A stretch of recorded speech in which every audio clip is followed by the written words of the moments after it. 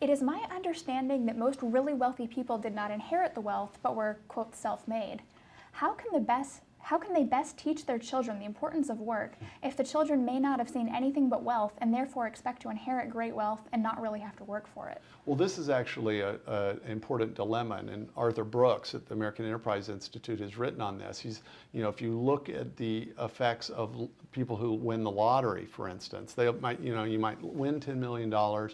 Statistically, though, it's one of the worst things that can happen to you is to win the lottery, and you can often 10 years later end up worse off.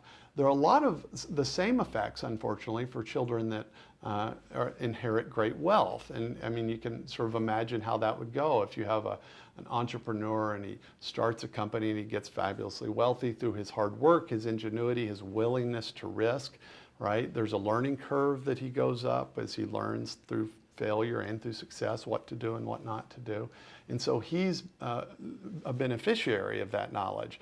But if his children simply get a trust fund, they're not beneficiaries of that knowledge. In fact, they have been immunized from that learning opportunity that the parents had. So how do you avoid that? Well, I think honestly that if you're a person of means, you don't want to endow your kids so that they never have to work. I mean, it might be that I've known wealthy parents who've set things up so that they essentially, once their kids get out of college, they're willing to give them loans, to start a company, but they have to come up with an actual idea to start a company, because that's one of the saddest and preventable things is when great entrepreneurs create vast wealth for themselves and others, but then they deprive their own children of being able to learn the same things that they did.